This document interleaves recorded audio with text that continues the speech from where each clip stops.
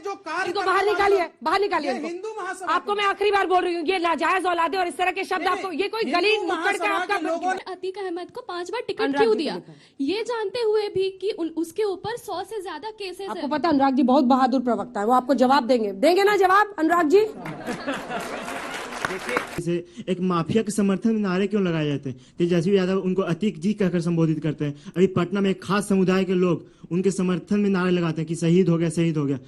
देखा गया, सारी प्रॉपर्टी भी पकड़ेंगे, अभी सब वसूल करना है। अभी आपका भी चैप्टर अभी। नमस्कार दोस्तों, स्वागत है आपका एक और बहस में।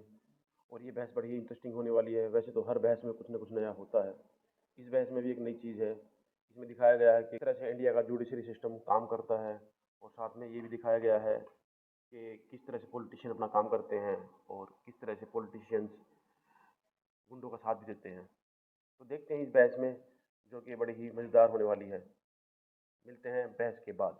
बंदूक से चलेगा, गोडसे की नाजायज औलादे इसी तरह में मत बोलिए और अपने शब्दों पर थोड़ा सा संयम रखिए। एक सेकंड, जो कार्य इनको बाहर निकालिए, बाहर निकालिए हिंदू महासभा। आपको मैं आखिरी बार बोल रही हूँ, ये नाजायज औलादे और इस तरह के शब्द आपको, ये कोई गली नुक्कड़ का आपका, लोगों ने यही कहा। बाहर निकालिए इनको। आप ऐसी भाषा नहीं बोलेंगे, मैंने पहले भी आपको वार्न किया।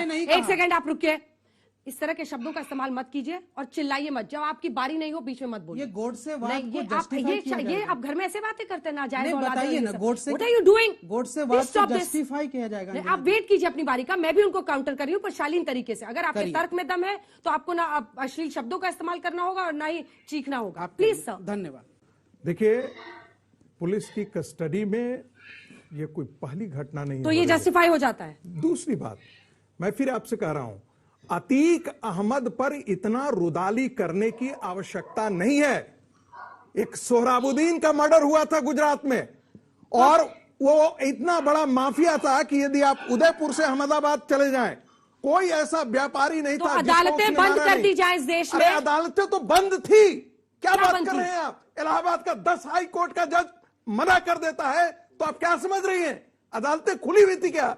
और 11वां योगी जी का राज है, और 11वां जज, चिल्लाइए मत। सुनिए, योगी जी का कितने दिन से राज है? सुनिए तो सही। तो अब कन्विक्शन करा देते। 11वां जज भी जो है वो बेचारा डर से उसको बेल दे देता। मैं तो उन बच्चों पर दया कर रही हूँ जिनको आप पढ़ाते हैं। सुनिए, आप दया कीजिए, माफ कीजिएगा। सुन लीजिए, मैं तो देश संविधान से चलेगा, कानून से चलेगा, और अपनी भाषा पर संयम रखिए। इस तरह की चीजों को जस्टिफाई मत कीजिए। सुन लीजिए, आप एक प्रोफेसर है साहब। अतीक के साथ जो हुआ, अतीक के साथ जो हुआ, मैं उसका समर्थन करता हूं, मैं उसका बिल्कुल समर्थन करता हूं। खतरनाक है ये जो जहर आप बोल रहे हैं ना यहाँ पर, बहुत खतरनाक है। कोर्ट ने बहुत खतरनाक के साथ न्याय मुझे लगता है कि आपको ये रोकना चाहिए, नहीं तो आपको भी बहस से बाहर जाना भी नहीं चाहिए सर से, वरना कल को कोई यहाँ से रुक जाइए, जस्टिफाई कर देगा। मेरा सवाल अनुराग सर से, आपने अतीक अहमद को 5 बार टिकट क्यों दिया, ये जानते हुए भी कि उसके ऊपर 100 से ज्यादा केसेस आपको पता है अनुराग जी बहुत बहादुर प्रवक्ता है, वो आपको जवाब देंगे ना जवाब अनुराग जी?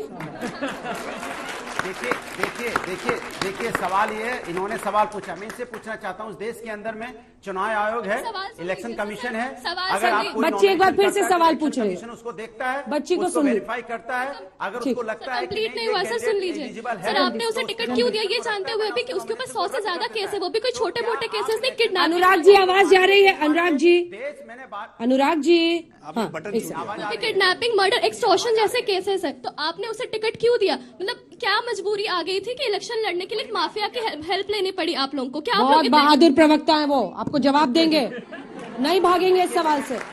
अनुराग जी, अच्छा, मैंने आपको बोला देश संविधान न्यायपालिका से चलता है, यहाँ पे एक चुनाव आयोग भी है, इलेक्शन कमीशन भी है। अगर आप नॉमिनेशन करते हो जिसको, तो नॉमिनेशन को देखता है चुनाव आयोग। अगर उसको लगता है कि ये व्यक्ति लड़ने लायक नहीं है, इस पे आपराधिक मुकदमे हैं और समाज के लिए ठीक नहीं है, तो चुनाव आयोग उसका नॉमिनेशन रद्द कर देता है। यहाँ पे चुने हुए एमपी तक को खत्म कर देता है। अभी हुआ नहीं क्या, 2-2 साल की सजा हुई तो यहाँ पे चुने हुए यहाँ पे लोकसभा के सदस्य की सत्ता चली गई। ये हिंदुस्तान है, हिंदुस्तान हमेशा एक सिस्टम से चलता है, हिंदुस्तान हमारे आपके चलाने से नहीं चलता है। भदौरिया जी, आप सबके फेवरेट हो रहे हैं, ये भी आप ही से पूछेंगे, सुनिए। हमारा भी सवाल आप ही से, एक माफिया के समर्थन में नारे क्यों लगाए जाते हैं? तेजस्वी यादव उनको अतीक जी कहकर संबोधित करते हैं। अभी पटना में एक खास समुदाय के लोग उनके समर्थन में नारे लगाते हैं कि शहीद हो गया, शहीद हो गया। आखिर क्या मतलब सिंपैथी है उनके साथ? ये चीज भारतीय जनता पार्टी से ज्यादा पूछना चाहिए कि भारतीय जनता पार्टी इस तरह की चीजों को बढ़ावा क्यों देती है। भाई कानून है, अगर कोई नारे लगा रहा है, गलत कर रहा है तो कानूनी कार्रवाई होगी उसके ऊपर। आपको इंतजार करना चाहिए। इनके पार्टी के प्रवक्ता आपके प्रवक्ता का ट्वीट पढ़ के सुनाना चाह रहे त्रिपाठी जी। एक बार सुन लीजिए, हो सकता है आपने मिस कर दिया हो। आप अक्सर कहते हैं ना मैंने तो सुना नहीं, मैंने तो देखा नहीं, तो एक बार सुन लीजिए, उसके बाद से फिर जवाब दीजिएगा। इनकी पार्टी के प्रवक्ता इंद्रपाल सिंह जी ट्वीट करते हैं और लिखते हैं कि शाइस्ता परवीन बेवा पर रहम करो, उसने अपने शौहर जो 4 बार के विधायक और 1 बार के सांसद हैं उनको खोया है, अपने बेटे को खोया है, ऐसी शाइस्ता परवीन बेवा पर रहम करो। यही समाजवादी पार्टी का ऑफिशियल स्टैंड है क्या? ये शाइस्ता परवीन जो अपराधी है, फरार है, उत्तर प्रदेश की पुलिस तलाश रही है, उसके प्रति इतनी सहानुभूति क्यों रख रहे हैं? किसका कन्विक्शन हो गया? कन्विक्शन हो गया क्या? अरे फरार है भाई, आकर के कोर्ट के सामने मतलब है। मैं जवाब दे रहा हूं, बताइए उसके मैं जवाब दे रहा हूं। इसका जवाब दे दूं? बोलिए। देखिए, क्या इसके मतलब आपको अपने सिस्टम पे भरोसा नहीं है? इससे मतलब आपको अपने पुलिस सिस्टम पे भरोसा नहीं है? आपको किसी की लिखी हुई बात पे भरोसा है? इसके मतलब आपको अपने ऊपर भरोसा नहीं है। मतलब आप ठीक से कार्रवाई नहीं कर पाते, इसलिए आप दूसरों पे उंगली उठाते हो। अरे आप कहिए ना कि हम जो कार्रवाई जो यहाँ पे न्यायालय सम्मत कार्रवाई हो रही है, आप जवाब दीजिए। न्यायालय सम्मत कार्रवाई हो रही है, लिख दिया है, इसलिए आपको शाइस्ता जी नहीं मिल रही है। मार्केटिंग करने आए हो क्या? नहीं, प्रवक्ता जी ने ट्वीट कर दिया, इसलिए आपकी सरकार, आपकी यूपी पुलिस नहीं पकड़ पा रही है। बिल्कुल पकड़ेंगे। कब? देखिए, आप ओसामा बिन लादेन को पकड़ने में भी अमेरिका को थोड़ा समय लगा था। जिम्मेदारी समाजवादी की हो गई। बहुत बड़े अपराधी है, कोई छोटे मोटे अपराधी नहीं है। हजारों करोड़ की प्रॉपर्टी है इन सबके पास, छुपने के लिए बहुत संसाधन है। आपके यहाँ बड़े अपराधी नहीं पकड़े जाते जल्दी, यही कहना चाह रहे हैं? सुन लीजिए, बड़े अपराधी जल्दी नहीं पकड़े जाते।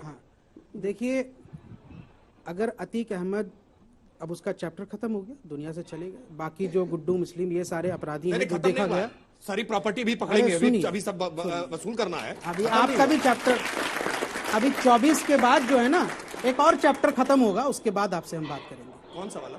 वो आपके सरकार का, उसका भी चैप्टर खत्म होगा, उसके बाद बताएंगे कैसे होता है बुलडोजर। ऐसा ही बता रहे थे अतीक अहमद भी, ये मोदी क्या है? सुन लीजिए। अच्छा, आपको टिकट मिल पाया था कि नहीं पिछली बार? मैं जवाब दे दूंगा तो मुश्किल हो जाएगी, नहीं दे रहा हूँ। चुनाव लड़े थे, मैं तो पूछ रही हूँ क्योंकि आपने चुनावी बात की। वो आप रहने दीजिए, चुनाव लड़ेंगे इंशाल्लाह, दोबारा फिर से लड़ेंगे। तो दोस्तों, आपने इस बहस में देखा किस तरह से यहाँ पे अंजनाओं को सपने लताड़ लगाई शोएब जमई को, और साथ में संगीत रागी को भी। लेकिन एक बात और भी इस बहस में हमने खास देखी कि यहाँ पे जिस तरह के वर्ड यूज किए गए हैं, खास करके शोएब जमई द्वारा, वो बहुत ही गलत थे। और अंजनाओं कश्यप ने बहुत ही अच्छा डिसीजन लिया कि उसको भगाने का निर्णय किया। वो और बात है कि वो भगा नहीं पाई उनको, but still it was good. तो दोस्तों, मिलते हैं नेक्स्ट बहस में। Thank you for watching this.